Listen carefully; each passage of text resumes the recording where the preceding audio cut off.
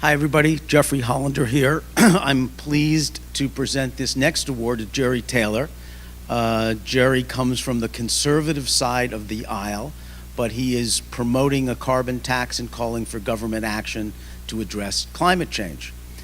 Jerry has an interesting background. I never thought that I would meet someone with his background. For 2 decades, he was an energy and environmental expert with ALEC and the Cato Institute, where he actually challenged the scientific consensus on climate change. Then he saw the light and now has worked actively to promote a carbon tax as the cheapest and most effective tool to drive greenhouse gas emissions down by increasing the marginal cost of fossil fuels. So we're pleased to support a conservative who is doing wonderful work to prevent climate change, and I present you with this SUSTY Award.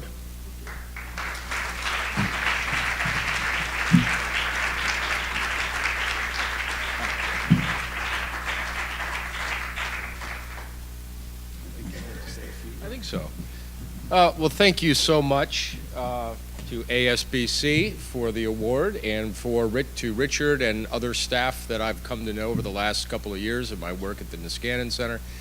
I think an award like this gives one pause. My favorite quote, one of my favorite quotes comes to mind by Upton Sinclair. He once said that it's very difficult to get a man to understand something when his salary requires him not to understand it. And that was something of the role that I found myself in at the Cato Institute for 23 years. I was hired to be Cato's point person on climate, and by the end of my 23 years there, I'd become vice president at the Cato Institute, and also increasingly skeptical of my own position. The reality is that most of the people who you're going to talk to on Capitol Hill and who you do talk to in the Republican Party are not evil people. They have not been bought into silence. They do not knowingly lie for a living, though it may sometimes seem that they do, at least on Pennsylvania Avenue.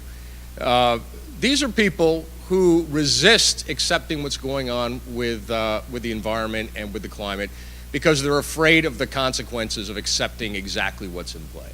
In their mind, to accept that climate change is real and is a present danger and pose existential risk for the planet is to embrace something that they believe they were put on this earth to fight, which is government, which is taxes, and which is regulation. And so they have every reason to put their brains in overdrive to find rationales and justifications for why none of these things are in play.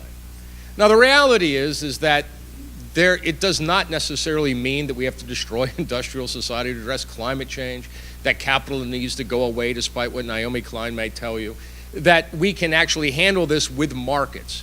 And in fact, we will be a wealthier, more prosperous world because of it. And that, I think, is the real message that Republicans and conservatives need to hear, and that hopefully I'm in something of a position to provide, and so are you, as businessmen, natural allies to a lot of conservatives and Republicans here on Capitol Hill.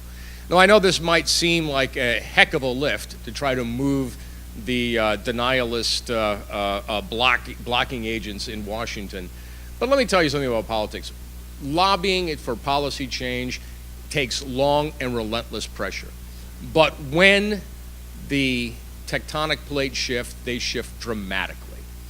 And that's our task, is to not get discouraged and continue to push and wait for windows of opportunity. I am absolutely convinced that when they arise, you are going to see a major move in Washington. But it's important to remember that this is going to have to be a bipartisan move. Fantasies of unilateral party control ramming through major policy initiatives that can stand the test of time is the sort of thing that happens once in a blue moon. It happened with the Affordable Care Act, and you see how shaky its foundations are right now. But it happens about once every 15 or 20 years. For the most part, if we're going to act on climate, we're going to have to act with some elements of the Republican Party, which means relentlessly reaching out, trying to change minds, which, if there's any proof that they can be changed, mine is a pretty good example. I had to leave my job at Cato and start my own think tank if I wanted to talk differently about climate change. But minds can be changed. and Republicans can be persuaded to act, because after all, they believe that government was put here to protect property rights from being destroyed by others. To them, that is the job of government. And what is climate change except a giant problem where private property is being destroyed by others without any compensation, without any regulation, without any risk? To me, this is the quintessential case for why conservatives should act. Why would conservatives roll dice with the future of the planet? That isn't conservative. It might be a lot of things, but it's not conservative. And I think we can make some headway on it, and that's what I try to do at the Niskanen Center, amongst other things. We work on other policy areas, just like you do.